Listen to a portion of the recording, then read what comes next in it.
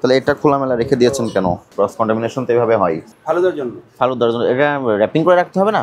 পোকা মরে পড়ে আছে, তার মানে এটা আপনি যে খাবারগুলো আলগা রেখে দিয়েছেন ওখানে তো ছিল, ওখানে খাবার খেয়ে ওখানে মরে পড়ে আছে। এগুলো তো ডেট দিতে হবে না, কবে বানানো, কি কি দিয়ে বানানো।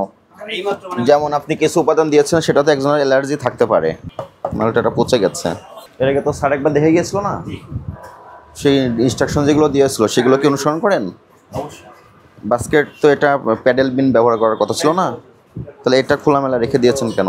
এখানে নোংরা থাকতে পারে, এখানে একটা মাছি বসতে পারে, ওটা আবার খাবারে যেয়ে বসতে পারে। ক্রস কন্টামিনেশন তো এভাবে হয়। তাহলে বিষয়গুলো আপনাকে সতর্ক থাকতে হবে। এটা এইভাবে রেখে দিয়েছেন কি? ফালুদার জন্য। ফালুদার জন্য। এটা র্যাপিং করে রাখতে হবে না? ডিপে রাখলেও তো র্যাপিং করে রাখতে হয়, ঢাকনা দিয়ে রাখতে হয়। এটা র্যাপিং করেছেন, কিন্তু এটাও র্যাপিং করে রাখা দরকার ছিল আপনার। র্যাপিং করে রাখতে হয় খাবারগুলো, তাহলে ক্রস কন্টামিনেশন হয় না। আর যেখানে একটা পোকা মরে পড়ে আছে আইসক্রিমের উপরে, তার মানে এটা আপনি যে খাবারগুলো আলগা রেখে দিয়েছেন ওখানে তো ছিল, ওখানে খাবার খেয়ে ওখানে মরে পড়ে আছে। এটাতে খাবারের কি ক্রস কন্টামিনেশন হয় কি না? দূষণ হয় না? তাহলে এগুলো তো আপনাদের নিরাপদ রাখার জন্য যেটা করণীয় ছিল সেটা করতে পারলেন না, আপনি ব্যর্থ হলেন। জুসগুলো কবে বানানো? এটা স্যার আজকে আপনারা বানিয়েছেন? জি জি আমাদের কি কি উপাদান দিয়ে বানিয়েছেন? এটা স্যার দুধ, চিনি, তারপর আপনার সয়াবিন তেল। আমরা তো বলি আপনার এই জুসগুলো বা এটা কি সস, সস এগুলোতেও তো আপনার বার্গারের জন্য মেনুস, এগুলো তো ডেট দিতে হবে না, কবে বানানো, কি কি দিয়ে বানানো। যেমন আপনি কিছু উপাদান দিয়েছেন সেটা তো একজনের অ্যালার্জি থাকতে পারে, সেটা তো আপনি যদি লিখে না দেন তাহলে এটা খেয়ে সামান্য একটা ভুলের কারণে অনেক বড় অসুস্থ হতে পারে না। আর এগুলো কি রেখে দিয়েছেন?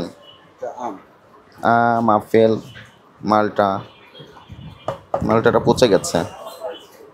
এটা দিয়ে জুস বানাবেন? কেটে রেখে দিয়েছেন প্রথমে বাইরে যখন ছিল, তারপরে ফ্রিজে ঢুকিয়ে দিয়েছেন।